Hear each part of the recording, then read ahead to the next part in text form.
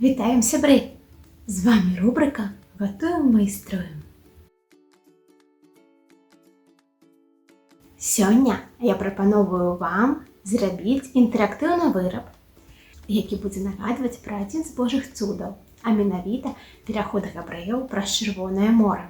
У Бібліі, у кнізе «Выхад» можам прачытаць гісторыю, што калі Божы народ выйшаў з зямлі егіпецкай, яны спыніліся каля Чырвонага мора. Але егіпцяне пагналіся за імі. Ісці было няма куды, але Господ зрабіў зноў свой цуд. Маісей падняў свае рукі, і мора разышлося. Габрэі прайшлі праз мора, пасля чаго хвалі зноў закрыліся. Гэта гісторыя паказвае нам, што для Бога няма нічога немажлівага. А калі ты з Богам, то безвыходных сітуацый не бывае.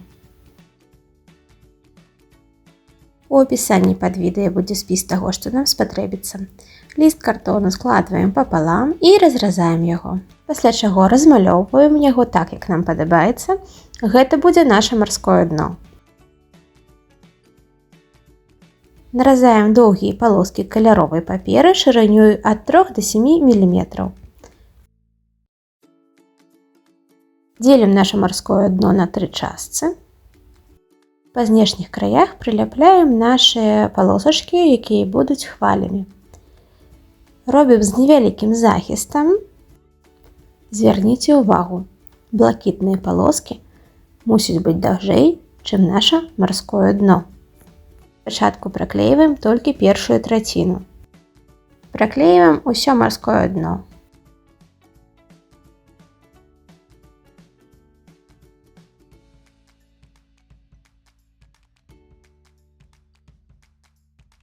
Калі першы бок праклеены, робім тое ж самае з іншага боку. Сярэдзіну не праклейваем.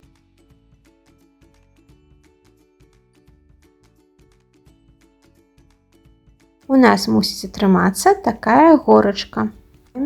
Каб захіст быў і паміж палоскамі не было бачна нашага марскога дна.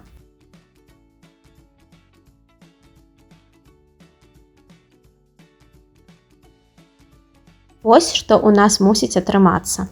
Зразаем нашу горку, але так, каб кожная палосачка была рознай даўжыні.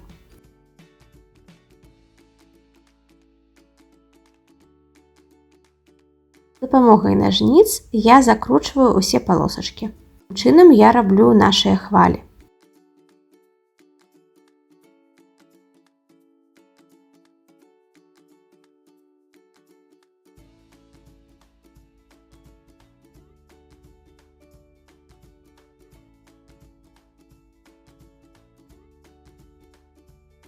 Прымяраем прыблізны цэнтр нашага мора.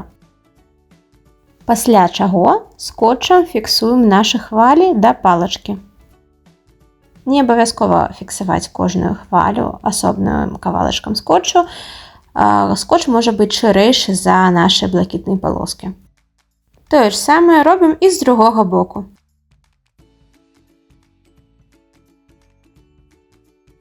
Вось такі інтэрактыўны і ілюстратыўны выраб у нас атрымаўся.